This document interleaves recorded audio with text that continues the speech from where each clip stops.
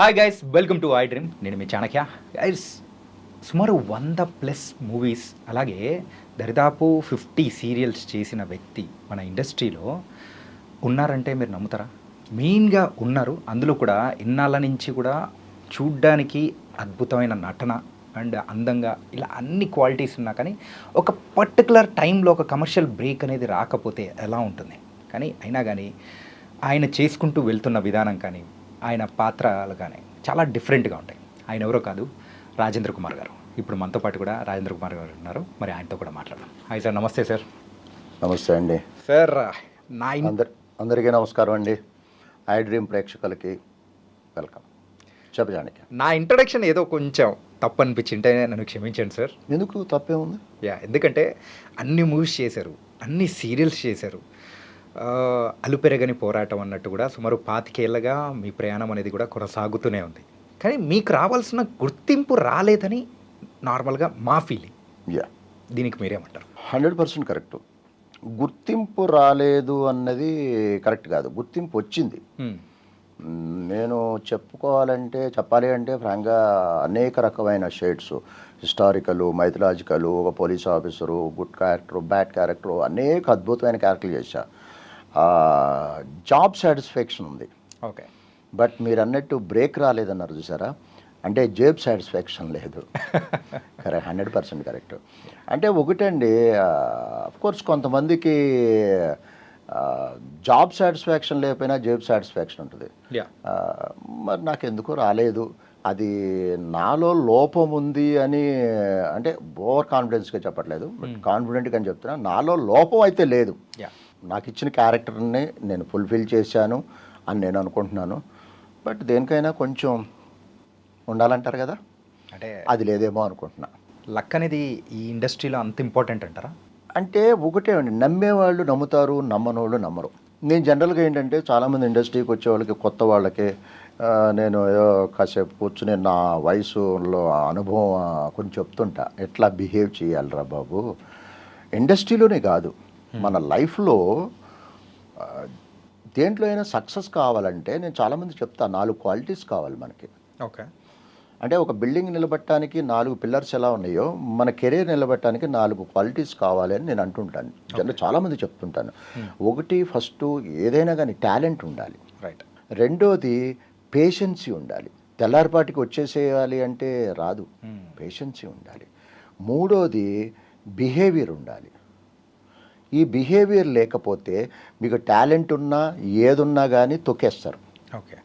Good behaviour ఉండాలి. పెద్దవాళ్ళని గౌరవించాలి. పెద్దవాళ్ళనే కాదు, పెద్దవాళ్ళని, చిన్నవాళ్ళని అందరినీ గౌరవించాలి. బిహేవియర్ ఉండాలి. నాలుగోది ఇప్పుడు చెప్పే కదా, లక్, తలరాత కూడా ఉండాలి. ఈ 4 సమపాళల్లో ఉన్నప్పుడే నాకు తెలిసి ఏ ఫీల్డ్లో అయినా ఒక సక్సెస్ రేట్లో ఉంటారని నా అభిప్రాయం. Okay sir. ఇన్ఫ్యాక్ట్ చెప్పాలంటే ప్రజెంట్ మీరు 2 సీరియల్స్ చేస్తూ ఉన్నారు. 3 సీరియల్స్ చేస్తున్నా. సో ఈ సీరియల్స్ అనేది ప్రయాణం ఎట్లా మొదలైంది సార్? ఎవరైనా కానీ యూజువల్గా కింద స్థాయి నుంచి వెళ్తుంటారు. ఇప్పుడు నార్మల్గా అంటే ఇప్పుడున్న జనరేషన్ ఒకసారి అబ్జర్వ్ చేసుకుంటే షార్ట్ ఫిలిమ్స్, ఒక నార్మల్గా ఏదైనా మధ్యలో వచ్చినట్టు సీరియల్స్, తర్వాత సినిమా, ఇట్లా ఒక గ్రాఫ్ అనేది ఒకటి ఉంటుంది. అవును. కానీ మీ విషయంలో మాత్రం కంప్లీట్ రివర్స్ ఉంది. అంటే ఫస్ట్ మూవీస్ నుంచి తర్వాత టర్న్ తీసుకొని ఇక్కడ సీరియల్స్ ఇట్లా చేస్తూ ఉన్నాను. ఎందుకు సార్ ఇలాగా? కరెక్టేనండి. ఎవరైనా మీరు అన్నట్టు ఫైనల్ గోలు మూవీసే, అక్కడికే వెళ్ళాలని కోరుకుంటాడు. నాకు నా అదృష్టం కొద్దికి నేను 97, 98లో థియేటర్ ఆర్ట్స్ ఫిల్మ్ ఇన్స్టిట్యూట్ చేసినప్పుడు నాకు ఇన్స్టిట్యూట్లో ఉండగానే నాకు ఆఫర్స్ వచ్చినాయి. నాకు ఓకే. వస్తే మా గురువుగారు దీక్షిత్ గారు, ఇప్పుడు లేరు ఆయన వద్దు, నీ యాక్టింగ్ ఫినిష్ అవ్వాలి, అయిన తర్వాతే అన్నారు. సరే వదిలేసా. సరే యాక్టింగ్ ఫిల్మ్ ఇన్స్టిట్యూట్ నుంచి అయిపోగానే నాకు ఫటాఫట మూవీస్ పడిపోయినాయి. నాకు వరుసనే మూవీస్ వచ్చేసినాయి. స్టార్టింగ్స్ కెరీర్లోనే ఒక అద్భుతమైన క్యారెక్టర్లు చేశా. ఒక ఆది మూవీ, గోదావరి, సింహాద్రి, ఎవడైతే నాకేంటి, అవునన్నా కాదన్నా, ఇవన్నీ పెద్ద మెగా హిట్ మూవీస్. మంచి క్యారెక్టర్స్ కూడా పడిపోయినాయి. అలా దాదాపుగా ఒక 100 మూవీస్ దాకా చేసుంటా. అలాగే భోజ్పురిలో కూడా నేను చాలా అద్భుతమైన క్యారెక్టర్లు చేశాను. కంప్లీట్ విలన్ క్యారెక్టర్లు చాలా మంచి క్యారెక్టర్లు చేశాను, పెద్ద క్యారెక్టర్. ఓకే. అయితే ఆ ప్రయాణం అలా సాగుతూ ఉన్న టైంలో చెప్పే కదా ఇది కూడా ఉండాలి, ఒకరినెందుకు దూషించాలి అన్నట్టు ఈ పర్రాష్ట్ర నటుల తాకిడి కొంచెం ఎక్కువైంది అని నేను అనుకుంటున్నాను, నా అభిప్రాయం. ఓకే. అంటే మన వాళ్ళని ఎంకరేజ్మెంటు, మనవాడు మన ఇంటి పక్కోడు వాడిని ఎంకరేజ్ చేద్దాము అనే ఇండస్ట్రీలో లేదేమో అని నేను అనుకుంటా. బట్ ఇది చూస్తే కొంతమందికి ఏమైనా కోపం రావచ్చు, బట్ నా అభిప్రాయం చెప్తున్నాను. ఏదేమైనా కానీ తర్వాత కొన్ని క్యారెక్టర్లు ఒకే రకమైన క్యారెక్టర్లు ఒకటే మెట్టు మీద ఉండే క్యారెక్టర్లు వస్తున్నాయి, కానీ 4 మెట్లు ఎక్కిచ్చే క్యారెక్టర్లు రావట్లేదు. ఓకే. సరే అట్లాగే ప్రయాణం చేస్తున్నాను. సరే నా టైం బాగాలేదు, ఒకళ్ళెందుకు దూషించాలనే ఉద్దేశంతో చేస్తూ వచ్చాను. అనుకోకుండా ఒక 5 ఇయర్స్ బ్యాక్ ఒక టీవీ సీరియల్ ట్రాక్ పడింది, ఒక సీరియల్ పడింది. ఆ సీరియల్ తర్వాత 1 by 1 సీరియల్స్ వస్తూనే ఉన్నాయి. అంటే దాదాపు 5-6 ఏళ్ళ నుంచి నేను వెనక్కి తిరిగి చూడట్లేదు. ఎప్పుడు చేతిలో 3, 4, 5 సీరియల్స్ కూడా ఉంటుంటాయి. అంటే నాకు ఊపిరాడుకోకుండా సీరియల్స్ రావడం వల్ల నేను మూవీస్కి చేయలేకపోతున్నా, డేట్స్ అడ్జస్ట్ అవ్వట్లేదు. ఈవెన్ అటు షిఫ్ట్ అవుదాం అనుకున్నా కానీ ఇవన్నీ ఆపేస్తున్నాయి, నేను బ్లాక్ చేసేస్తున్నాయి, దీన్ని ఆపలేను. ఇంకో ఫ్రాంక్గా చెప్పాలి అంటే ఏ మాట చెప్పాలంటే హీరోయిన్ మెయిన్ విలన్ విషయాన్ని పక్కన పెడితే మిగతా ఆర్టిస్టులతో కంపేర్ చేసుకుంటే, అంటే మూవీస్లో ఉన్న ఆర్టిస్ట్ అయితే మూవీస్ కంటే టీవీ సీరియల్ వాళ్ళకి ఎక్కువ గుర్తింపు ఉంటుందండి. విపరీతమైన గుర్తింపు. చిన్నపిల్లలు, ఆడపిల్లలు, అమ్మ, మగవాళ్ళు అందరూ గుర్తుపడుతుంటారు మమ్మల్ని. రెండోది, ఒక ప్రాజెక్ట్ ఒప్పుకున్నాం అనుకో, కనీసం 2 ఏళ్ళు 3 ఏళ్ళు హ్యాపీగా వెళ్ళిపోతుంటుంది. ఒక్కొక్క ప్రాజెక్ట్ నుంచి మంత్లీ శాలరీ లాగా, అంటే కంఫర్ట్ లైఫ్. అంటే ఒకేసారి లేపకపోయినా సాఫీకి వెళ్ళిపోతుంది. మళ్ళీ మూవీస్ విషయానికి వచ్చామనుకోండి, ఒక్కొక్కసారి చెప్పలేము, 2 నెలలు 3 నెలలు 6 నెలలు 1 year కూడా గ్యాప్ వచ్చేస్తుంది ఒక్కొక్కసారి, చెప్పలేం. చలో ఈ ట్రాక్ నడుస్తుంది, సరే దీన్ని వదిలిపెట్టి అక్కడికి వెళ్ళినా ఇరగదీసి నన్ను తీసుకెళ్ళి పెద్ద మెయిన్ విలన్ ఏం చేయరు, మళ్ళీ అదే మెట్టు మీద ఉండాలి. ఇక్కడ బాగుందని కంటిన్యూ చేస్తున్నాను. బట్ సీరియల్స్ బాగుంది నాకు ప్రస్తుత పరిస్థితుల్లో. ఓకే. ఇంకొంచెం డీటెయిల్గా మనం మాట్లాడుకునే ముందు మెయిన్ ఏంటంటే ఫస్ట్ సినిమాల గురించి వచ్చేద్దాం సార్.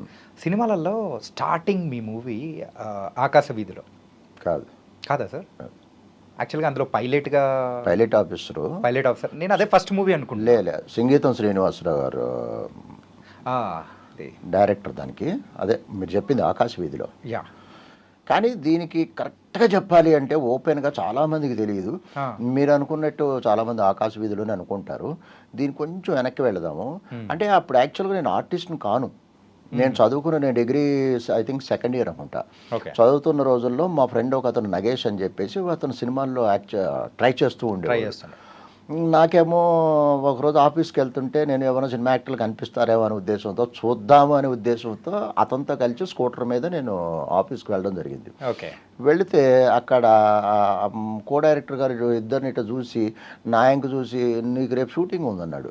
నాకు అంటే ఆర్టిస్ట్నే కాదు, అసలు నాకు యాక్టింగ్ అంటేనే ఏమీ తెలియదు, టోటల్ జీరో, అసలు ఏమీ తెలియదు నాకు. షూటింగ్ చూద్దామని వెళ్ళి, షూటింగ్ ఏదో ఆర్టిస్టులు కనిపిస్తారు, యాక్టర్స్ కనిపిస్తారని వెళ్ళా. నన్ను చూసి, నీకు వేషం ఉంది రేపు సారథి స్టూడియో, రేపు మార్నింగ్ వచ్చేసి మంచి వేషం, దాదాపు 15-20 రోజులు ఉంటుంది, చెన్నైలో షూటింగ్ ఉంటుంది, అక్కడెక్కడ అనేసరి నాకేం అర్థం కాల. ఏదో అక్కడ నాకు తెలియకుండా తలకాయ ఊపేసి వచ్చేసా బయటికి. ఏట్రా వీడు షూటింగ్ అంటాడు, నాకేమో అర్థం కావట్లేదని మా ఫ్రెండ్ అంటే, నేను తిరుగుతున్నారా, సంవత్సరాల నుంచి తిరుగుతున్నాను, నన్ను ఎవడో పట్టించుకోవట్లా, నువ్వు మొట్టమొదటి నాతో వచ్చి వేషం నువ్వు కొట్టేసావురా అన్నాడు. వెళ్ళేది ఒకటి అన్నాడు. సర్లే చూద్దాంలే, వాడు ఏది చెప్తే అది చేద్దామని చెప్పేసి వెళ్ళా. ఆ సినిమా పేరు ఆదర్శం. అశ్విని నా చెప్ప, స్పోర్ట్స్ పర్సన్. Yeah okay. అలా చేశాను. అది చేసిన తర్వాత రెండో మూవీ ఏంటంటే ఇట్లాగే అప్పుడు కొంచెం మొదలైంది పిచ్చి. అప్పుడు అన్నపూర్ణ స్టూడియోలో మోహన్ బాబు గారి సినిమా బ్రహ్మ ఓపెనింగ్కి వెళ్ళా. వెళితే అన్నీ చూసాం, అంత హడావుడి, కొన్ని వందలు, అప్పుడు ఓపెనింగ్ అంటే విపరీతంగా ఉండే, 100,000 మంది వచ్చేవారు జనాలు. సరే వెళ్ళాను. అక్కడ కూడా మీరు నమ్మండి నమ్మకపోండి, కో డైరెక్టర్ పిలిచి నీకు సాయంత్రం షూటింగ్ ఉందన్నాడు. మరి అమ్మ ఇదేంట్రా అనుకున్నా అని వెళ్ళా. సాయంత్రం అన్నపూర్ణ స్టూడియోలో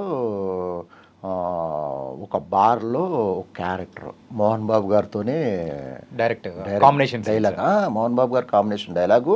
మోహన్ రాజు అనుకుంటా ఆయన పేరు, హైట్ ఉంటాడు, విలన్ క్యారెక్టర్ దాంట్లో.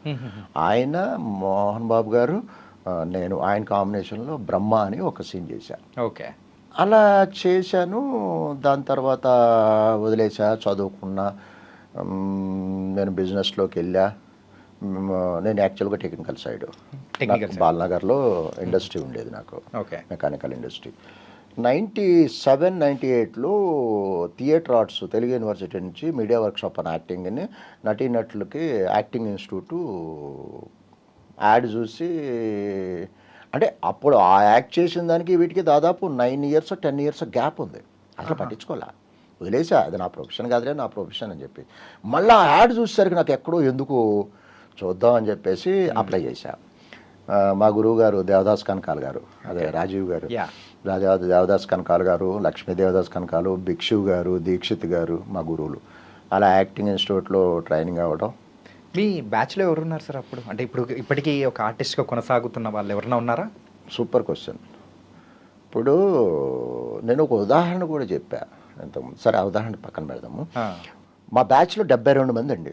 ఓకే, 72 మెంబర్స్ మా స్టూడెంట్స్ మేము. ఆ స్టూడెంట్స్లో ఫైనల్ అయిపోయిన రోజున ఒక షార్ట్ ఫిల్మ్ ఒకటి చేస్తున్నాము. నాగేశ్వరరావు గారు, అక్కినేని నాగేశ్వరరావు గారు క్లాప్ కొడతారు, మెయిన్ క్యారెక్టర్ ఒకటి అనుకుంటున్నారే కానీ అస్సలు నేను, మీరు నమ్మండి నమ్మకపోయినా అక్కడ ఊహించలా మన దాకా ఎందుకు వస్తుంది ఇది అని. కానీ సడన్గా రేపు షూటింగ్ రేపు ఉందనగానే దీక్షిత్ మాస్టర్ వచ్చి, రాజేంద్ర మంచి డ్రెస్ రెడీ చేసుకో, రేపు షార్ట్ ఫిలిం నువ్వే హీరో, అక్కినేని నాగేశ్వరరావు నీ మీద క్లాప్ కొడతారనగానే అస్సలు నేను నమ్మలేకపోయా.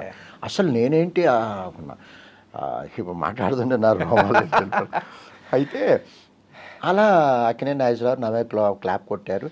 అంటే నేను అనుకుంటాను మరి బెస్ట్ స్టూడెంట్ అనే కొట్టుంటాడు కదా, నన్ను హీరో పెట్టుంటారు. ఆయన బెస్ట్ స్టూడెంట్ అని చెప్పలేదు కానీ బెస్ట్ స్టూడెంట్ అయితేనే కదా ఆయన నా మీద స్పెషల్గా కేర్ తీసుకున్నారు.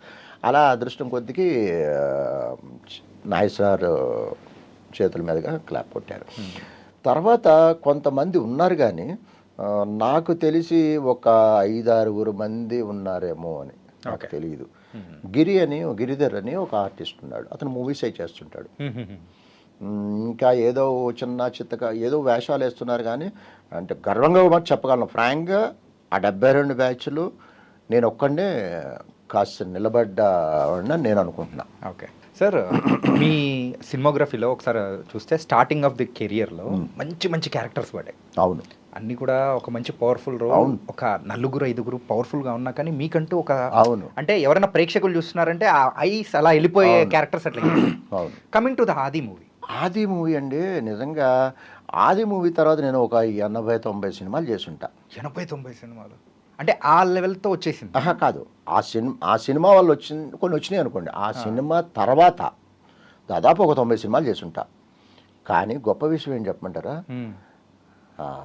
ఎక్కడికి వెళ్ళినా స్టిల్ ఇప్పుడు కూడా ఎవరైనా కొత్త వాళ్ళు చూసినా సార్ మీరు ఆది మూవీ చేశారు కదా సార్ అంటారు.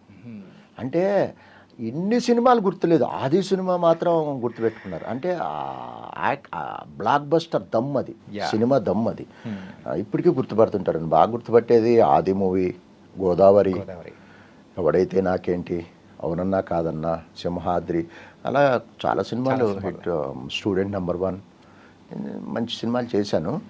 ఆది మూవీ ఎలా వచ్చింది అవకాశం అని అడుగుతున్నారా? లేదు సార్, యాక్చువల్గా అవకాశం అనేది యూజువల్గా మీరు ఉన్నారు కాబట్టి దాని ప్రకారం వచ్చేసింది. ఓకే, కానీ ఏంటంటే మీరు 5 మీద పెట్టే సీను ఒక్కసారిగా చెప్తూ ఉంటే కూడా ఒక గూస్ బంప్స్ వచ్చే మూమెంట్స్. అవును, ఆ రోజుల్లో ఆ సిమోల్ లేపడము అట్లా ఒక ఎత్తు అయితే, ఒక హీరోకి ఒక నార్మల్ అప్పుడప్పుడే వస్తూ ఉన్న జూనియర్ ఎన్టీఆర్ లాంటి ఒక స్టార్ హీరో మేక్ అవుతున్న టైంలో మీ త్రూ ఎలివేషన్ ఇచ్చిన సీన్స్ 2 పడతాయి సార్.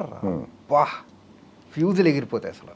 చేశానండి. అంటే ఇక్కడ ఎన్టీఆర్ గారితో జర్నీ అనేది ఇక అద్భుతం, అది దాంట్లో డౌట్ లేదు. అతనితో చాలా సరదాగా ఉండేది. చాలా చిన్నపిల్లడు అప్పుడు, తనకంతా నాకు తెలిసి 20 ఇయర్స్ కూడా లేవనుకుంటా, 19-20 ఇయర్స్.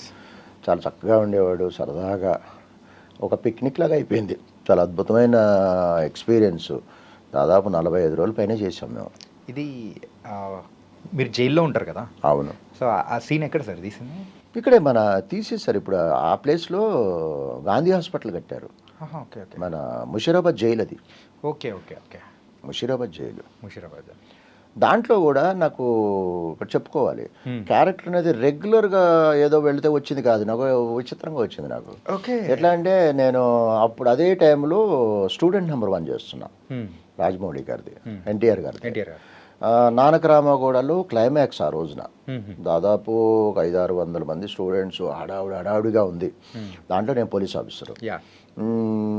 రాజమౌళి గారు అన్నారు, నీకు టైం ఉంది, రిలాక్స్ అవ్వు అన్నాడు. సరే, అక్కడ కుర్చీ ఉంది, కుర్చీలో కూర్చున్నాను. నా పక్కనే ఒక రెడ్ కలరు మారుతి 800 ఒకటి ఉంది, తన పక్కన కుర్చీలో కూర్చుని ఉన్నా. ఒక 2 పర్సన్స్ అలా నడుచుకుంటూ వచ్చారు. అక్కడి నుంచి నన్ను అబ్జర్వ్ చేస్తూ వచ్చారు. వచ్చి దగ్గరకు వచ్చి, ఆర్టిస్టా మీరు అన్నాడు. అంటే అప్పుడు డ్రెస్లో లేను, మామూలుగా కూర్చున్నా. ఆర్టిస్టా అంటే అవునండి, మీరెవరు అని అడిగా. అంటే ఫస్ట్ పర్సన్ నన్ను వినయ్ అంటారు అని పరిచయం చేసుకున్నాడు. ఓకే. అంటే వినాయక్ గారు. పక్క ఆయన నేను బుజ్జి అని పరిచయం చేసుకున్నారు. అంటే ఎవరు? ప్రొడ్యూసర్ బుజ్జి. నల్లమలపు శ్రీనివాస్ గారు.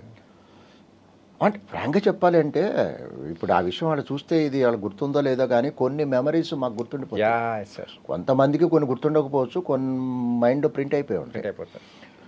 అయితే అప్పుడు ఎవరికో తెలియదు కదా, బుజ్జి గారు ఎవరికి తెలియదు, వినాయక్ గారు ఎవరికి తెలియదు కదా బయట. సరే, ఆ కార్డు ఉందా అంటే అప్పుడు విజిటింగ్ కార్డులు కదా, ఫోన్లు గీన్లు ఏం లేవు. సరే, కార్డు ఇచ్చాను, తీసుకెళ్ళిపోయారు. మర్నాడు మార్నింగ్ 10 o'clockకి బుజ్జి గారు ఫోన్ చేశారు. ఫోన్ చేసి డైరెక్టర్ గారు ఒకసారి రమ్మంటున్నారు మిమ్మల్ని ఫిలిం నగర్ ఆఫీస్కి. అంటే వస్తాను సార్ అన్నాను. వెళ్ళేసరికి ఆయన బయట లాన్లో ఎలా కూర్చున్నారు. డైరెక్టర్ లోపల ఉన్నారన్నారు. లోపలికి వెళ్ళా, కూర్చున్నా. కాఫీ టీ అన్నారు, ఏమొద్దన్నా అని ఆయన ఒక్కొక్క సిచ్యువేషన్ ఇచ్చారు వినాయక్ గారు. ఈ సిచ్యువేషన్లో నువ్వు ఎలా రియాక్ట్ అవుతావు, నువ్వు ఎలా చేస్తావు, ఇంప్రవైజ్ చేసుకుంటూ చెయ్యి అన్నాడు. చేసి చూపించా. ఓకే, చాలా బాగుంది. ఈ క్యారెక్టర్లో ఒక 4-5 క్యారెక్టర్లో సినిమాకి పిల్లర్స్ ఇవి. అద్భుతమైన క్యారెక్టర్లు, ఎంతో కొన్ని 100 మందిని చూస్తున్నాము. బాగుంది. నేను అప్పుడు క్లీన్ షేవ్లో ఉండేవాడిని. గడ్డం పెంచు అన్నాడు. గడ్డం పెంచాను. పెంచి డేట్స్ ఇచ్చారు. అలా క్యారెక్టర్ నాకు అంటే ఎలా ఉంటుందంటే అండి, అవకాశం మనం వద్దనుకున్నా కొన్ని వెంటాడతాయి. ఓకే. కొన్ని మనం ఎంత కావాలని వెంటాడినా రావు. ఓకే. అలా అనుకోకుండా వచ్చిన క్యారెక్టర్, అద్భుతమైన క్యారెక్టర్. ఈ క్లైమాక్స్ ఒకటి సీన్ జరుగుతుంది కదా సార్, ఈ సీన్ జరుగుతున్న టైంలో ఎన్టీఆర్ గారు కూడా అద్దం పగలగొట్టి ఆ టైంలో కూడా మీరు ఉన్నారు అక్కడ మన విజయనగరం ఆ కోట దాంట్లో. అవును. ఫైట్ సీన్లో కొట్టారు ఆయన, పాపం కట్ అయిపోయి ఫుల్ బ్లడ్. అప్పుడు హాస్పిటల్కి వెళ్ళి కుట్లు వేయించి మళ్ళీ అంత బాధలో కూడా ఆయన యాక్ట్ చేశారు. అయితే ఇక్కడ ఒక విషయం చెప్పాలి, మేము ఫేస్ చేసాం. ఓకే. మేము యాక్చువల్గా ఒక ఓపెన్ టాప్ జీప్లో తిరుగుతుంటాం. అది green colour, olive green jeep. అది అది ఎక్కడో లొకేషన్లో చేసాం. కట్ చేస్తే మళ్ళీ లొకేషన్ ఎక్కడ? కర్నూలులో షూట్ చెయ్యాలి. సరిగ్గా సంక్రాంతి మార్నింగ్ అందరికీ ఇంట్లోకి విషెస్ చెప్పాము, వచ్చాము. గ్రీన్ కలర్ జీప్ దొరకలే అక్కడ. అప్పుడు ఏం చేశారు, కంటిన్యూటీ కోసం అనేసి అప్పటికప్పుడు స్ప్రే పెయింటింగ్ తీసుకొచ్చి గ్రీన్ పెయింటింగ్ వేసేసారు. తడిగా ఉంది, ఆరలా. మేము 5 షార్ట్ ఏంటంటే జీప్లో మేము 5 నిలబడి ఉంటాం ఓపెన్ టాప్లో. ఆ 4 టైర్లు జీప్ మధ్యలో పెద్ద గొయ్యి తీసుకుని అక్కడ కెమెరామెన్ పెట్టుకుని, ఇలా కెమెరామెన్ గారు అంటే ఆ జీప్ వెళ్ళిపోద్ది, ఆ షాట్ అక్కడ పెట్టారు. అక్కడ భూమిలో పెట్టారు ఆ జీప్ మధ్యలో. ఓకే, అది పాస్ అయిపోవాలి. అది షాట్. అది ఎవరో ఎన్టీఆర్ గారు డ్రైవ్ చేయాలి. సరే, కెమెరా కింద ఉంది కదా అని చెప్పేసి ఎవరో కో డైరెక్టర్ ఎవరో తెలియదు, గుర్తులేదు, అతను డ్రైవ్ చేస్తాను ఏసీ గేరు స్పీడ్గా తీసుకున్నాడు. ఇలా ఆ స్పీడ్గా తీసుకునేసరికి ఎవరు ఎక్స్పెక్ట్ చేయలేదు కదా. అక్కడి నుంచి ఒకేసారి కింద పడిపోయా. జర్రం జారిపోయి, ఎందుకంటే తడిగా ఉంది తడిగా కదా. ఉంది అది పెయింట్. జారి కింద పడిపోయా. పడిపోయినప్పుడు జనరల్గా నలుగురిలో పడిపోయినప్పుడు మనకు ఒక ఇన్సల్ట్గా ఉంటుంది కదా మనిషికి. నేను అమ్మా పడిపోయారా అనేసి ఇన్సల్ట్గా ఫీల్ అవుతూ ఇలా చూసుకుని ఇలా టర్నింగ్ ఇచ్చుకుంటే అక్కడ పెద్ద కుప్ప ఉంది. కుప్ప ఏంటంటే ఆ నలుగురు ఒకళ్ళ మీద ఒకళ్ళు పడి ఉన్నారు. ఓకే. అంటే 5గురం కింద పడిపోయాం. ఓకే. ఒకళ్ళ మీద ఒకళ్ళు పడి ఉన్నారు, నేను పక్కన పడ్డా. నిజంగా ఫిష్ వెంకట్ తెలుసు కదా, యా యా. అతనికేమో చెయ్యి ఫ్రాక్చర్ అయింది. ఫనీ అని ఇంకొక ఆర్టిస్ట్ ఉన్నాడు తెలుసు కదా, Yeah. అతనికి షోల్డర్ డిస్లొకేట్ అయింది. అందరికీ దెబ్బలు తగిలినాయి. అప్పటికప్పుడు హాస్పిటల్ తీసుకెళ్ళటం, ట్రీట్మెంట్ తీసుకొంచెం, అప్పుడు కూడా మళ్ళీ ఆ షూటింగ్ యాక్ట్ చేసాం. అంటే సార్ ఎక్కువగా మీరు చేసిన పాత్రలన్నీ కూడా complete negative roles, maximum negative roles. In fact తీసుకుంటే ఒక 80% ఏమన్నా చేసింటారు, ఇంకా ఎక్కువే ఉంటుంది. అవును. కానీ సార్ అలా చేస్తున్న టైంలో ఎక్కువగా ఫైట్స్ అనేది ఉంటుంది, రిస్కీ షాట్స్ అనేది కూడా ఉంటుంది. ఈ రిస్కీ షాట్స్ చేస్తున్నప్పుడు ఎప్పుడైనా కానీ మీరు ఇప్పుడు చెప్పారు, ఇది ఒక ఉదాహరణ అన్నట్టు ఆది సినిమా మూవీలో, ఇలాంటిది ఏదన్నా ఇంకేమన్నా ఎప్పుడైనా జరిగాయా? జరిగినాయండి. ఒకటేంటండి, దాదాపు ఒక 6 డజన్ పైనే నేను దాదాపు చావు అంచులు అంటారు చూసారా, అక్కడ దాకా క్షణంలో చచ్చిపోయేవాడిని. అక్కడ దాకా వెళ్ళి తిరిగి వచ్చిన సంఘటనలు దాదాపు ఒక 6-7 ఉన్నాయి. అది చెప్పాలంటే 6 ఎపిసోడ్లు అవుతాయి ఇక్కడ. కానీ ఒకటి చెప్తాను, అంటే ఇంతకుముందు కూడా చెప్పాను నేను, బట్ వాళ్ళు వేరే ఉండొచ్చు, ప్రేక్షకులు వేరే. కానీ స్కేరీ మూమెంట్ అది మాత్రం మర్చిపోలేని మూమెంట్. అదే మర్చిపోలేని మూమెంటే ఇప్పుడు నేను చెప్పబోయేది. ఈ 6 డేంజరస్ ఇది. గోదావరి మూవీ చూసి ఉంటారు మీరు. చూసాను. గోదావరి మూవీలో వీరయ్య అనే విలన్ క్యారెక్టర్, అది వాడు రియలైజ్ అవుతాడు. రియలైజ్ అయిపోయి నేను మళ్ళా మనిషి అంటూ పుడితే నేను మనిషిగా పుట్టించు, రాక్షసుడిలా పుట్టించదు అని భగవంతుడిని వేడుకుంటూ రెయిన్ ఎఫెక్ట్లో బోట్లు వెళ్ళిపోతే, బోట్లు వెనకాల పంటి అంటారు అనుకుంటా, వెదురు బొంగులతో వాటర్ లెవెల్లో వెళ్తుంటే పంటి అంటారు, ఏదో అంటారు, ఐడియా లేదు. దాని మీద ఆ బోట్ అలా వెళ్ళిపోతుంటే ఎడ్జ్లో నిలబడి రెయిన్ ఎఫెక్ట్లో దండం పెట్టుకుంటూ ఓ పేజీ డైలాగులు చెప్పేసి ఆ గోదావరిలో అలా వెనక్కి పడిపోయి సూసైడ్ చేసుకోవాలి. గోదావరిలో పడిపోయి అది సీను. శేఖర్ కమల్ గారు అడిగారు, రాజేంద్ర ఇట్లా షూట్ ఇవాళ చేస్తున్నాం, అది నీకు ఈత వచ్చు కదా అన్నాడు. సార్ నేను ఇంతవరకు నేను స్విమ్మింగ్ పూల్లో కూడా దూకలేదు సార్, నాకు అసలు ఈత అంటే తెలియదు సార్, నాకు రాదు సార్ అన్న. ఓ అలాగా, సర్లే నీ షర్టు ఇస్తే వాటర్ మీద తేలినట్టేసి డైలాగ్ పోస్ట్ చేస్తాను, ఎవరితో వేరే సూసైడ్ చేసుకున్నాడు, ఆత్మహత్య చేసుకున్నాడు అంటే, లేదు సార్ నేను చేస్తాను సార్ అంటే, ఎట్లా చేస్తావు అంటే, చేస్తాను సార్ అని చెప్పేసి జాకెట్ ఉంటుంది కదా లోపల, లైఫ్ జాకెట్, ఆ జాకెట్ వేసుకుని షర్ట్ వేసుకుని రెడీ అయిపోయా. మీరు నమ్మరు, సత్యంగా చెప్తున్నా, ఇప్పుడు నేను ఇంటర్వ్యూ అని చెప్పట్లా, నేను 50-50లో ఉన్నా. వస్తే వస్తా, లేదంటే రాను. అది ఎక్కడ పాపికొండల మధ్యలో. అది షూటింగ్ తర్వాత నేను ఎంక్వైరీ చేస్తే తర్వాత తెలిసింది ఏంటంటే, అక్కడ 3 తాటి చెట్లు డెప్త్ ఉంటుందంట, రెండోది మొసళ్ళు తిరుగుతుంటాయి అంట అక్కడ. అయితే నేను 50-50 తెలుసుకున్నా, వస్తే వస్తాను లేదంటే లేదు, అంటే నేను చేస్తాను కొన్ని మొండోడిని అని అందరికీ. మీరు నమ్మరు, కొంతమంది 2-3 ఫ్రెండ్స్ కూడా చెప్పేసా, ఏమైనా తేడా వస్తే ఎవరికి ఫోన్ చేయాలి, ఏం చేయాలి అని అప్పగింతలు కూడా చెప్పేశాను ఇంట్లో ఫ్రెండ్స్కి. రెడీ అయిపోయి సేమ్ చెప్పాను, అలా గోదావరిలో వాటర్ లెవెల్లో నిలబడి అలా పడిపోయా. బోట్లు వెళ్ళిపోతుంటాయి, అలా పడిపోయేసరికి ఒక 9-10 అడుగులు లోపలికి వెళ్ళిపోయా నా వెయిట్కి. నాకు ఒకటే కంట్రోల్ చేసుకున్నా, నీళ్లు తాకూడదు, బ్రీత్ కంట్రోల్ చేసుకోవాలి అని అనుకున్నా. నేను అడిగా, ఇది ఆపగలదా అంటే, ఓ 150 కేజీలైనా ఆపుద్దండి జాకెట్ అన్నారు. సరే పడిపోయి టప్ అని పైకి కొట్టేసింది నన్ను వాటర్, అంటే జాకెట్ లేపుకొచ్చేసింది. ఆ వాటర్ లెవెల్కి దాదాపు ఒక 40-50 అడుగులు అలా వాటర్లో కొట్టుకుంటూ వెళ్ళిపోతూనే ఉన్నా. నేను తల పైకి పెట్టుకుని నీళ్ళు తాగకుండా బ్రీతింగ్ కంట్రోల్ చేసుకుంటున్నా. అప్పుడు ఒక మినీ బోట్ వేసుకుని 2 గజేతగాళ్ళు వచ్చి నా దగ్గరకు వచ్చి నన్ను పట్టుకుని బోట్లో వేసుకుని తీసుకొచ్చి మళ్ళీ ఈ బోట్లో వేశారు. వచ్చిన తర్వాత కొంతమంది డైరెక్టర్ల దగ్గర మనం ఎక్కువ మాట్లాడితే ఇగో ఫీల్ అవుతారు, కొంతమంది అస్సలు ఇవ్వకపోరు, చిన్నవాళ్ళు చెప్పిన తీసుకుంటారు. నిజంగా ఈ విషయంలో ఇప్పుడు నేను చెప్పబోయే విషయంలో శేఖర్ కమ్ముల్ గారికి హ్యాట్స్ ఆఫ్.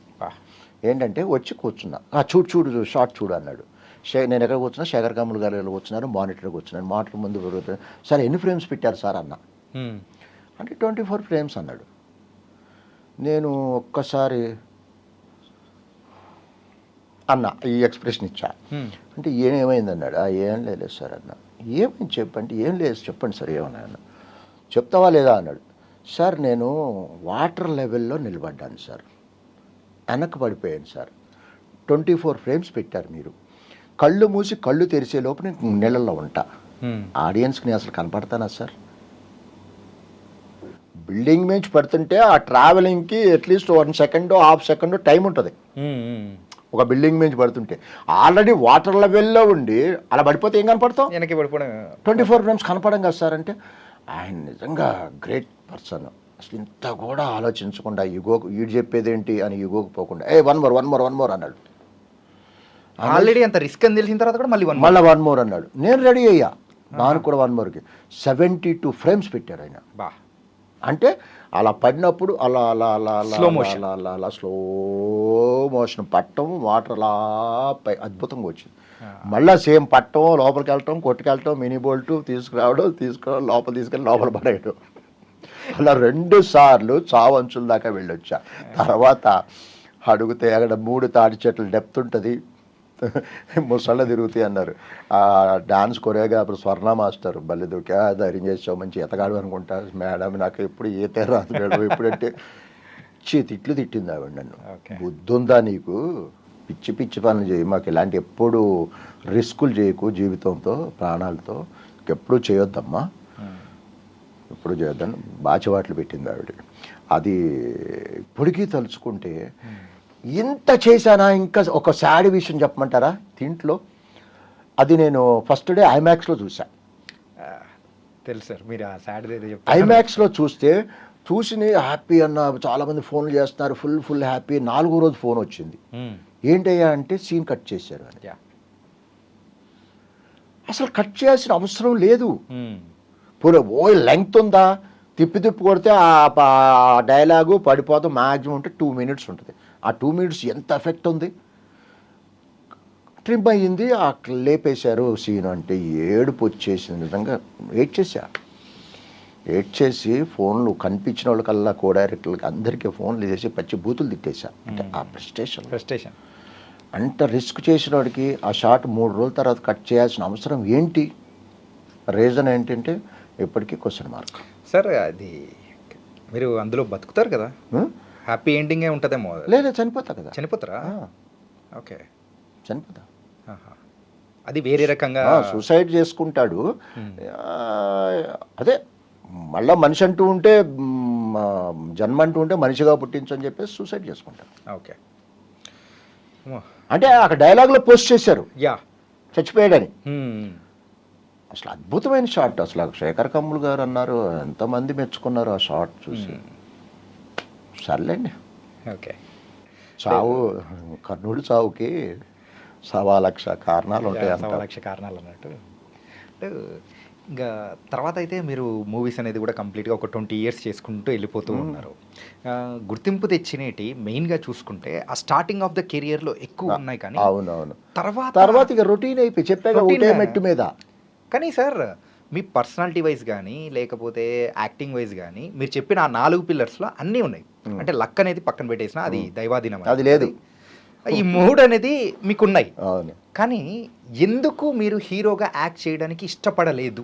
అంటే హీరోగా చెయ్యాలి అంటే ఫ్రాంక్గా చెప్పాలి అంటే నాకు రాలేదు కాబట్టి చెప్తున్నాను అని కాదు, నాకు హీరోగా చేయడం ఇష్టం లేదండి. అదే మీరు ఇంత ముందు కూడా చెప్పారు. కానీ నాకు విలనే ఇష్టం. నాకు గతంలో ఏదో చిన్న మూవీ ఒక టీవీ సీరియల్లో నువ్వు రెండింటికి సూట్ అవుతావు, విలన్కి సూట్ అవుతావు, హీరోగా సూట్ అవుతావు, నీ ఇష్టం ఏది చేస్తావు అంటే నేను విలన్ చేస్తా అంటే నవ్వేరాళ్ళు. పిచ్చోడు హీరో చేయకుండా విలన్ అంట. లేదు సార్, నాకు విలనే కరెక్ట్. ఎందుకో నాకు ఫస్ట్ నుంచి ఆ షేడ్ అంటే ఇష్టం. అంటే విలన్కి స్కోప్ ఉంటుందండి, ఎంత చేస్తే అంత చేయొచ్చు, దానికి లిమిట్ ఉండదు. విలనిజానికి వాడి పర్ఫార్మెన్స్కి లిమిట్ ఉండదు, ఎంత చేస్తే అంత వస్తూనే ఉంటుంది. నాకు తెలిసి హీరో క్యారెక్టర్లో కొన్ని లిమిట్స్ ఉంటాయి. చేతులు ఎలా పెట్టుకోవాలో కూడా లిమిట్స్ ఉంటాయి అక్కడ. అలా బుద్ధిగా చేతులు కట్టుకుని నిలబడాలి, లేదా ఉంటాలి. అదే విలన్ వాడు ఏమైనా చేసుకోవచ్చు, ఎక్కడైనా గీక్కోవచ్చు, ఏదైనా చేసుకోవచ్చు. ఆ బాడీ లాంగ్వేజ్లో లిమిట్స్ ఉండవు విలనిజానికి. ఎందుకో నాకు ఫస్ట్ నుంచి నాకు విలన్ క్యారెక్టర్లే ఇష్టం.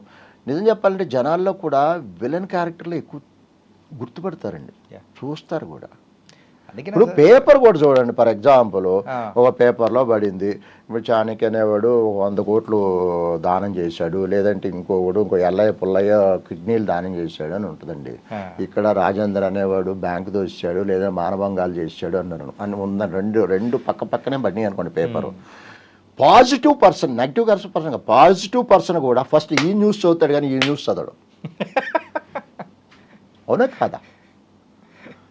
కరెక్టే సార్. పాజిటివ్ పర్సన్ కూడా మంచితనం చూడడం, చెడు చదువుతాడు ముందు. అంటే చెడు అనేది తొందరగా జనాల్లోకి వెళ్ళిపోద్ది. సార్ ఇలా నెగిటివ్ పాత్రలు అన్నీ చేస్తూ ఉన్నారు. కాకపోతే కమింగ్ టు మీరు చేసిన పాత్రల విషయానికి వస్తే, ఒకసారి మీ సోషల్ మీడియా హ్యాండిల్స్లో చూసుకున్నా కానీ ఎక్కువగా రావణాసురుడు, దుర్యోధనుడు అండ్ వీటి నెగిటివ్ షేడ్స్ ఉన్న క్యారెక్టర్స్ ఎక్కువగా చేయడానికి, ఆ రోల్స్ ఎక్కువగా పెట్టుకోవడానికి రీజన్ ఏంటి? రీజన్ ఏం లేదండి, అది భగవంతుడు అనుగ్రహం. ఒకప్పుడు కళామ తల్లి అందరినీ వరించదండి. ఇందా చెప్పే కదా, 72 మంది స్టూడెంట్స్లో చెప్పుకోదగ్గ క్యారెక్టర్లు నేను గర్వంగా చెప్పుకోగలను. అందరినీ వరించదు, కొంతమంది. ఇప్పుడు అందరూ అయిపోదాం అనుకుంటారు. నేను ఇంతకుముందు ఉదాహరణ చెప్పా, ఒక బెంచ్ మీద కూర్చున్న ఇద్దరు, ఒకడు సీఎం అవుతాడు, ఒకడు ప్యూన్ అవుతాడు. ఆడు బెంచ్ మీద కూర్చున్నా కదా అంటే అవడు. ఒక తల్లి కడుపును పుట్టినోళ్ళు కూడా ఒకడు కలెక్టర్ అవ్వచ్చు, ఒకడు రోడ్డు మీద తిరిగే అవారాగాడు అవ్వచ్చు. ఒకే తల్లి కడుపును పుట్టాం కదా అంటే అదే తేడా ఉందంట. అయితే ఇక్కడ ఎక్కడి నుంచి వచ్చింది పాయింట్? నాకు అదృష్టం అండి, కలిసి వచ్చింది. నాకు స్టార్టింగ్ కెరియర్ జనరల్గా ఇక్కడ కూడా ఇంకో విషయం చెప్పాలి. మామూలుగా జనరల్గా క్యారెక్టర్లు చేసుకుంటూ సోషల్ క్యారెక్టర్లు చేసి కాసేపు ముదిరిన తర్వాత ఒక పౌరాణికానికి ఒక పవర్ఫుల్ క్యారెక్టర్స్ వస్తాయి. నాకు స్టార్టింగే పవర్ఫుల్ క్యారెక్టర్స్ పడిపోయినాయి. మీ ఆహార్యం అయి ఉండొచ్చు, నా ఆహార్యం అయి ఉండొచ్చు, నా ఆ టైం బాగుండుండొచ్చు. నా స్టార్టింగ్ స్టేజ్లోనే ఒక అద్భుతమైన క్యారెక్టర్లో దుర్యోధనుడు అంటే ఏం క్యారెక్టర్? దుర్యోధనుడు, రావణాసురుడు, మహిషాసురుడు, భీముడు, బకాసురుడు, మూవీ ఒకటి చేశాను శ్రీకృష్ణదేవరాయ హీరోగా చేశాను, అది ఓటీటీలో ఉంది. అలా పవర్ఫుల్ క్యారెక్టర్స్ నాకు స్టార్టింగ్ స్టేజ్లోనే పడినాయి. నేను భగవంతుడి దయలో మ్యాక్సిమం నేను ప్రూవ్ చేసుకున్నాను. అందరు డైరెక్టర్లు శభాష్ అనిపించుకున్నా, దాంట్లో డౌటే లేదు. ఈ మైథలాజికల్లో ఉన్న ఎఫెక్ట్ అంటే ఆ క్యారెక్టర్స్ యొక్క ఇంపాక్ట్ మీద ఎక్కువ, అంటే మీ మీద ఎక్కువ ఉందేమో అనిపిస్తుంది. ఇక గెటప్స్, ఇది ఇక్కడ గెటప్ అంటే గుర్తొచ్చింది, వల్లభనేని జనార్దన్ గారు తెలుసు కదా, చనిపోయారు, సీనియర్ మోస్ట్. ఓకే. ఆయన ఫిల్మ్ ఇన్స్టిట్యూట్ నుంచి అయిపోగానే నేను ఫస్ట్ టైం ఆయన్నే కలిశాను. నేనంటే మంచి అభిమానం ఉండేది. ఆయన దాంట్లో కూడా కొన్ని వేషాలు ఇచ్చారు. ఆయన ఒక రోజు నాకు ఫోన్ చేసి, రాజేంద్ర నీ మీద 3 కంప్లైంట్స్ ఉన్నాయి అన్నాడు. సార్ నా మీద 3 కంప్లైంట్స్ ఉన్నాయి సార్, చెప్పండి సార్ అన్న. ఒకటి షూటింగ్ టైంకి రావటా అన్నారు సార్. రెండోది సార్ అన్న మేకప్ విషయంలో చాలా టైం తీసుకుంటావంట మేకప్ మెన్ను అన్నాడు. 3 సార్ అన్న, నువ్వు స్క్రిప్ట్లో ఇన్వాల్వ్ అవుతావంట అన్నాడు. సార్ చెప్పమంటారా అన్న. చెప్పాను సార్. టైంకి రాను అనేది కరెక్ట్ కాదు సార్. ఇప్పుడు ట్రాఫిక్లో 10 నిమిషాలు ముందు వెళ్ళిన రోజులు ఉన్నాయి, 10 నిమిషాలు లేట్ వెళ్ళిన రోజులు ఉన్నాయి, అంతవరకే. కానీ 10 నిమిషాలు పావుగంటే కానీ గంటలు లేట్ అయ్యి హాఫ్ డేలు అయితే లేవు సార్. ముందు వెళ్ళిన రోజులు ఉన్నాయి, కామన్ సార్, అందరూ వస్తారు, అంతకు మించి ఏం లేదు సార్. ఇకపోతే మేకప్ విషయం అంటారా సార్, నాకు గ్లామర్ పిచ్ లేదు సార్. సోషల్ క్యారెక్టర్ అయితే నేను మేకప్ కూడా చేసుకొని వెళ్ళిపోతా. బట్ హిస్టారికల్ మైథలాజికల్ విషయానికి వస్తే మాత్రం అస్సలు కాంప్రమైజ్ కాను సార్. గంట అయినా 2 గంటలైనా 3 గంటలైనా కానీ నేను సాటిస్ఫై అయ్యి చూసుకునేదాకా, నేను దిద్దుకుని మ్యాక్సిమం చేసుకునేదాకా నేను నా షాట్లోకి రాను. కావాలంటే నేను చేసిన ప్రాజెక్టుల్లో పక్క ఆర్టిస్టుల మేకప్లు నా మేకప్ మీరు కంపేర్ చేసి చూడండి, ఎంత పాలిష్డ్గా ఉంటాయో, ఎక్కడ వంక పెట్టుకోకుండా ఉంటాయి, మీరు చెక్ చేసుకొని కావాలంటే. ఈ విషయంలో మాత్రం కాంప్రమైజ్ కాదు సార్. ఇక స్క్రిప్ట్ విషయంలో అంటారా, స్క్రిప్ట్లో ఏలు పెట్టే అంత బుర్ర నాకు లేదు సార్ నాన్న అంటే పక్క నవ్వి, రాజేంద్ర సంగతి నాకు తెలీదా, ఎదుగుతూ ఉంటే లాగాలనే వాళ్ళు ఉంటారు చాలామంది, ఏదో చెప్తుంటారులే ఊరికి మాట్లాడా అన్నాడు. అలా గెటప్, పౌరాణికాల గెటప్ల విషయాలు మాత్రం అసలు నేను కాంప్రమైజ్ కాను. నేను ముందు పక్కా కేర్ తీసుకుంటాను గెటప్లో. ఓకే. ఈ రాజమౌళి గారి సినిమాల్లో 2 సినిమాల్లో యాక్ట్ చేశారు కదా సార్. అవును. మెయిన్గా ఒకటి student number one, sorry Simhadri. Simhadri. ఈ 2 సినిమాల తర్వాత మళ్ళీ నెక్స్ట్ ట్రావెల్ ఎందుకు అంటే మూడో సినిమా యాక్చువల్గా మన సై. ఓకే. ఆ సైకి ఆ తర్వాత భగవంతుడి దయ వల్ల వినాయక్ గారు, రాజమౌళి గారు ఆ 2 సినిమాలు చేసేసరికి నేను అప్పుడు సినిమాలు రావడం స్టార్ట్ అయినాయి. బిజీగానే ఉన్నా, చేతిలో 2-3 సినిమాలు ఉండేవి. అప్పుడు దాంట్లో ఒక గేమ్ రగ్బీ ఆ గేమ్ బేస్డ్ కదా, అది ప్రాక్టీస్ కోసం అని అక్కడెక్కడో మన పోలీస్ గ్రౌండ్స్ దగ్గర చాలా దూరం అప్ప జంక్షన్ దాటి వెళ్ళాలి. ఒక 1 month వెళ్ళాల్సి ఉంటుంది. పిలిపించారు ఆయన తప్పేం లేదు. అయితే తర్వాత వెళ్ళి, సార్ సినిమాలు ఉన్నాయి సార్, బిజీగా ఉన్నా, షూట్ నేను ట్రైనింగ్కి రాలేను సార్ అంటే, అయ్యో పర్లేదులే ఇంకో వేషం చేద్దు కాలే పర్లేదులే అన్నారు. ఆ గ్యాప్ ఇక అట్లాగే కంటిన్యూ అయిపోయింది. ఎందుకంటే ఆయన మూవీస్లో స్టార్టింగ్ నుంచి అబ్జర్వ్ చేసుకుంటే అది నా బ్యాడ్ లక్కే. ఆ రోజు నేను ట్రైనింగ్కి వెళ్ళి చేస్తే కంటిన్యూ అయ్యి ఉండేవాడిని, డెఫినెట్గా అయ్యి ఉండేవాడిని. బట్ అది ఒక విధంగా నా తప్పే అనిపిస్తుంది, రెగ్యులర్గా ఆయన కలవకపోవడం. ఈ మైథలాజికల్ మూవీస్ అనేది కూడా మన తెలుగు ఇండస్ట్రీలో మళ్ళీ ఒకసారి స్టార్ట్ అయింది అని అంటే, నాట్ మైథలాజికల్ అంటే హిస్టారికల్ కొంచెం ఉన్నది. బాహుబలి నుంచి కొంచెం చూస్తూ ఉన్నాం మనం. అవును. ఒక ఫ్యాంటసీ మూవీస్ కానీ. అవును. అట్లాంటి దానిలో మీ టైప్ ఆఫ్ క్యారెక్టరేషన్ కూడా సూట్ అయ్యేది కూడా కొన్ని ఉన్నాయి కదా క్యారెక్టర్స్ ఉంటాయండి. బట్ మీరు అందులో ఏమన్నా ఆడిషన్కి కానీ లేకపోతే అప్రోచ్ అవ్వడం? అప్రోచ్ అంటే ఒక విషయం చెప్తా, డైరెక్టర్ గారి పేరు చెప్పను. ఒక పెద్ద మూవీ, హిస్టారికల్ మూవీ స్టార్ట్ చేస్తున్నారు. నేను చేసిన గెటప్స్ అన్నీ ఆల్ గెటప్స్, రావణాసుడు, దుర్యోధన్ అన్ని ఫొటోస్, ఒక 9 ఫోటోలు డిఫరెంట్ గెటప్స్. పైన నా ఒరిజినల్ ఎలా ఉంటాను, 10 ఫోటోలు ట్యాగ్ కట్టి ఆఫీస్లో ఇచ్చా. బాగుంది. తర్వాత రెండో రోజు ఆఫీస్కి వెళ్ళా. అప్పుడు అక్కడ కో డైరెక్టర్ గారు ఒక మాట అన్నారు. ఏమన్నారు, ఈ ఫొటోసు డైరెక్టర్ గారు చూపించామండి, సూపర్ బాగున్నాయి, నాకు ఇటువంటి ఆర్టిస్టులు కావాలయ్యా, నాకు ఈ ఫిట్నెస్ ఉన్న ఆర్టిస్టులు కావాలయ్యా అన్నారే కానీ ఈయన పిలిపించు అనలేదండి అన్నారు. అంత బాధ అనిపించింది.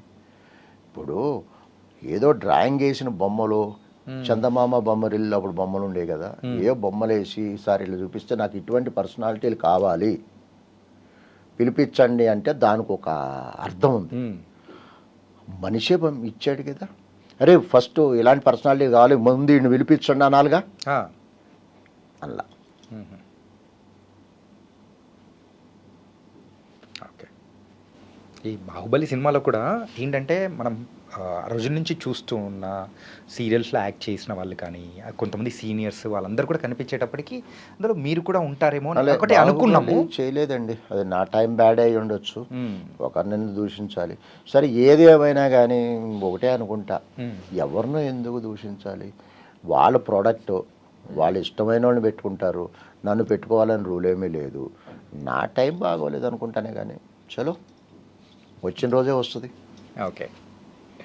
అండ్ సార్ మీరు గుర్తింపు గురించి దాని గురించి ఒకసారి అన్నారు కదా సార్, ఏంటంటే ఆ క్యారెక్టరేషన్ పలానా క్యారెక్టరేషన్ నాకు అంటే ఇలాంటి వాడే కావాలి అని చెప్పేసి ప్రత్యేకంగా మిమ్మల్ని పిలిపించుకొని ఒక నాటకంలో అవకాశం ఇచ్చిన వ్యక్తి ఒకరున్నారు కదా, ధర్మవరపు సుబ్రహ్మణ్యం. ఓ ఆయన పర్టికులర్గా అంటే ఇది మీరు మెన్షన్ చేశారు కాబట్టి దానికి కనెక్షన్ అక్కడ ఉంది.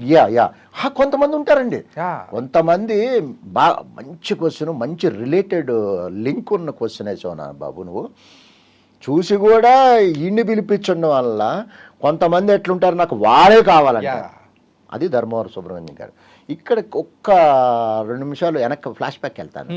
అప్పుడు నేను చెప్పే కదా, నేను ఇండస్ట్రీలో ఆర్టిస్ట్ కానప్పుడు వేషాలు 2 వేషాలు అనుకోకుండా వచ్చినాయి అని చెప్పాను కదా, ఇందాక చెప్పడం మర్చిపోయా. అదే టైంలో దానికి ఏదో సందర్భంలో ధర్మవరం సుబ్రహ్మణ్యాన్ని కలవడం జరిగింది. ఆయన ఒక వేషం చెప్పారు. ఆ వేషం ఏంటంటే ఆనందో బ్రహ్మ.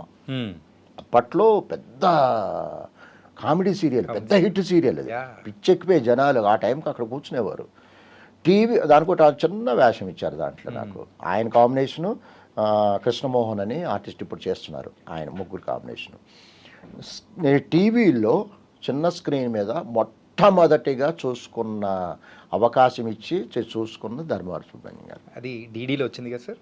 డీడీలో వచ్చింది. తర్వాత ప్రయాణం ఒక సీరియల్ ఏదో చేశాను. తర్వాత విక్రమార్కుడు క్యారెక్టర్. విక్రమార్కుడు తెలుసు కదా, శవాన్ని భుజాన్ని వేసుకుని వెళ్తుంటాడు, కట్ చెప్తుంటాడు, బేతాళుడు, నిజం చెప్పకపోతే 1000 చెక్కలైపోద్ది. ఇది సబ్జెక్టు. అయితే ఆయన ఫిక్స్ అయ్యాడు విక్రమార్కుడికి రాజేంద్ర బాగుంటాడు అనేసి. అప్పట్లో పెద్ద మొబైల్స్, పెద్ద సోషల్ మీడియాలు పెద్దగా లేవు, ఫోన్ నెంబర్లు కూడా లేవు. అప్పుడు ఎంక్వైరీ చేశారు, నా అడ్రస్ దొరకలా. 2-3 చెప్తే లేదు దొరకట్లా అంటే, లేదు నాకు లేట్ అయినా పర్లా, నాకు రాజేంద్రే కావాలి విక్రమార్కుడు క్యారెక్టర్కి, అతనే సెట్ అవుతాడు అనేసి 3-4 రోజులు నా గురించి సెర్చ్ చేసి నన్ను పట్టుకున్నారండి. నిజంగా ఆయనకి ఎక్కడున్నారో స్వర్గలోకంలో.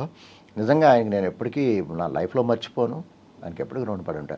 నన్ను 4-5 రోజులు ప్రాజెక్ట్ ఆపుకుని ఆ క్యారెక్టర్ నాతో చేసి, అది పంజగుట్ట శ్మశానం ఉంది చూసారా, అక్కడ.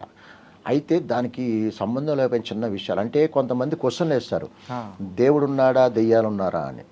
మరి ఉన్నాడో లేడో నాకు తెలియదు, కష్టం ఉంటే ఉన్నాడు అనుకుంటాడు, కష్టం ఉంటే. అలాగే దెయ్యాలు కూడా నేను పెద్దగా నమ్మను. కానీ ఒక చిన్న ఇన్సిడెంట్ చెప్తా. అక్కడ పంజగుట్ట శ్మశానంలో ఈవినింగ్ 6కు మొదలెట్టి తెల్లారి 6 వరకు నైట్ అంతా షూటింగ్ చేసాం.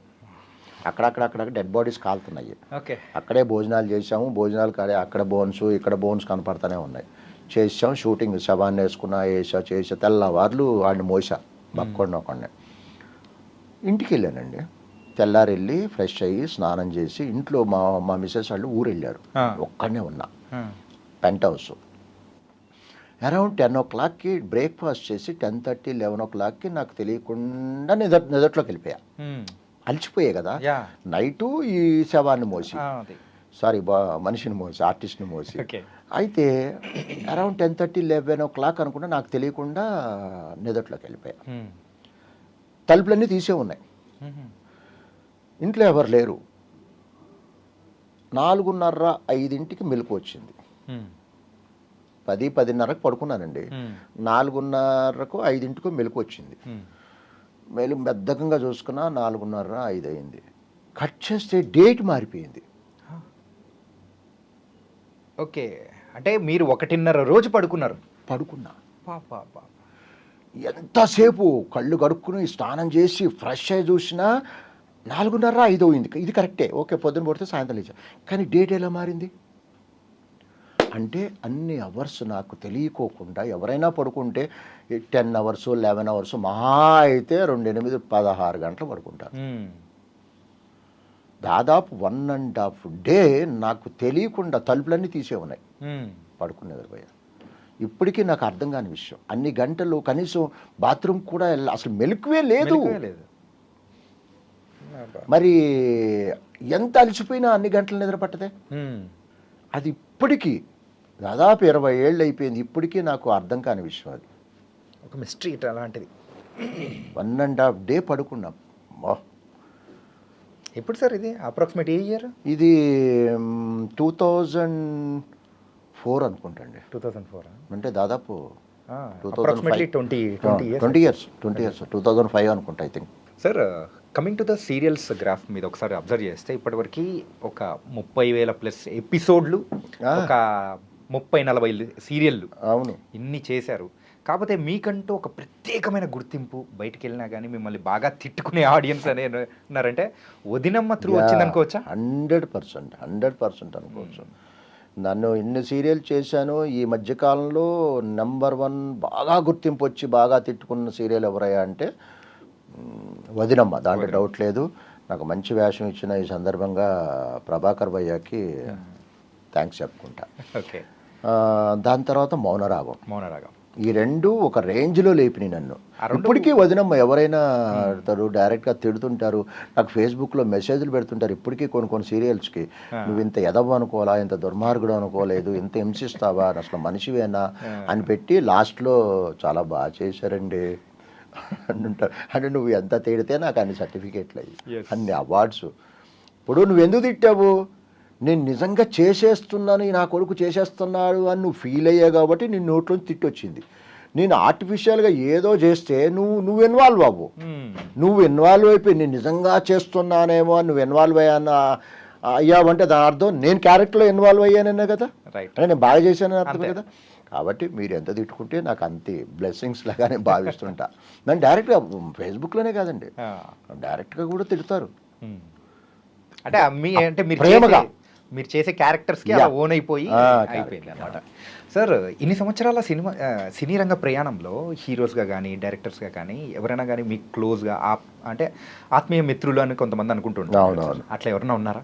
అంటే ఆర్టిస్ట్ పరంగా అంటే నాకు ఫిల్మ్ ఇన్స్టిట్యూట్లో నా బ్యాచ్మేట్ ఒక అతన్నాడు, కట్టా రవీంద్ర శర్మ అని. ఓకే. అతను డాక్టర్, అప్పుడు చేసేవాడు, ఇప్పుడు రిటైర్ అయ్యి ఇప్పుడు యాక్టింగ్లో తను కూడా చేస్తున్నాడు. నిజం చెప్పాలంటే అతను ఒక్కడే నాకు కాసేపు వారానికి 2 సార్లు 3 సార్లు ఎక్కడ ఉన్నారా, ఏం చేస్తున్నావు అంటే ఒక ఫ్రెండ్ ఇంకో ఫ్రెండ్ కంటే అవసరం ఉంటే ఫోన్ చేయడం ఫ్రెండ్ కాదండి. ఓకే. అవసరం లేకపోయినా కానీ ఎక్కడున్నావు, ఎలా ఉన్నావు, బాగున్నావా, పిచ్చాపాటి ఏం చేస్తున్నావు అని అప్పుడప్పుడు అడుగుతుంటాడు చూసారా, వాడు అసలైన స్నేహితుడని నేను అనుకుంటున్నాను. ఆపదలో ఆదుకున్నవాడు. ఇక ఇంతకుముందు చెప్పాను, మళ్ళా చెప్తా, తప్పే ఎన్నిసార్లు చెప్పినా తక్కువే. నాకు ఒక ప్రాణమిత్రుడు ఉన్నాడు. ఓకే. ప్రాణమిత్రుడు నిజంగా చెప్పాలి అంటే అతను నేను బతికున్నంత కాలం నేను మర్చిపోకూడదు, మర్చిపోతే నేను మనిషిని కాను. నాకు హెల్ప్ చేశాడు. నీకు ఏ అర్ధరాత్రి 1 గంటకు 2 గంటలకైనా నువ్వు ఫోన్ చేసి నీకేం కావాలి అంటే చెప్పరా, నీకు ఉంటుంది నీ ముందు గంటలో అంటాడు. ఓకే. మామూలు కాదు. ఆంజనేయ ప్రసాద్ అని అతని పేరు. బయట సార్ ఇక్కడే ఉంటాడు, విజయవాడ దగ్గర, ఖమ్మం. చెప్పే కదా, నా లైఫ్లో అత్యంత ప్రాణమిత్రుడు ఎవడయ్యా అంటే వాడొక్కడే. ఓకే. ఫ్రాంక్గా చెప్తున్నా, ఏదో డైలాగ్ చెప్పట్లా, అతను నా ప్రాణం ఇచ్చేయమని ఇచ్చేస్తా. కానీ లైఫ్లో ఒకరు అట్లాంటి వాళ్ళు ఉంటేనే సార్. నన్ను కష్టకాలంలో ఆదుకున్నాడు. రైట్. కష్టకాలం అంటే ఫైనాన్షియల్గానా లేకపోతే ఇక అన్ని అంతే, అదే కదా మరి.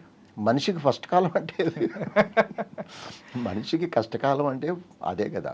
కానీ కొన్ని చెప్పకూడదు, కానీ అది కూడా ఒక గొప్ప విషయం చెప్పిన, దాంట్లో కూడా ఒక టచ్ ఉంది, ఒక గొప్ప విషయం ఉంది. దాదాపు అతను నేను 40 సంవత్సరాలు విడిపోయి అతను కాంటాక్ట్ లేదు, నేను కాంటాక్ట్ లేదు. నేను ఏదో ఆర్టిస్ట్గా చేస్తున్నానని తెలుసు కానీ బట్ అతను ఎక్కడున్నాడో నాకేం తెలియదు. ఒక సీరియల్లో చూసి అరే వీడు రాజేంద్ర అని, ఆ సీరియల్లో వాళ్ళ ఫ్రెండ్ ఎవడో యాక్ట్ చేశాడే చూడమని చెప్తే అతను చూస్తూ నన్ను చూశాడు. ఓకే. నన్ను చూసి కాంటాక్ట్ నెంబర్ చూశాడు, తీసుకుని 40 సంవత్సరాల తర్వాత మళ్ళా నీకు నేనున్నా అన్నాడు చూసారా, వాడు స్నేహితులంటే. ఈ కష్టాలంటే ఇప్పుడు కంటిన్యూస్గా సినిమాలు తీస్తూ ఉన్నారు, సీరియల్స్ అంటే లాస్ట్ 5 years నుంచి సీరియల్స్ అనేది కూడా ఉన్నాయి. ఈ ఫైనాన్షియల్గా డౌన్ఫాల్ అంటే ఇప్పుడు కొంచెం 15-16 ఆ టైంలో అనుకోవచ్చా? అంటే డౌన్ఫాల్ అంటే ఏం చెప్పలేనండి, చెప్పే కదా, నాకు ఇండస్ట్రీలో జాబ్ సాటిస్ఫాక్షన్ ఉంది, జాబ్ సాటిస్ఫాక్షన్. అదే సార్, ఎందుకంటే ఈ పర్టికులర్ క్వశ్చన్ అడగడానికి మీరు ఆ మాట అన్నారు కాబట్టి నేను అడిగాను అనమాట. ఉంటాయండి, జీవితం ఏదో సాఫీగా వెళ్ళిపోతుంది.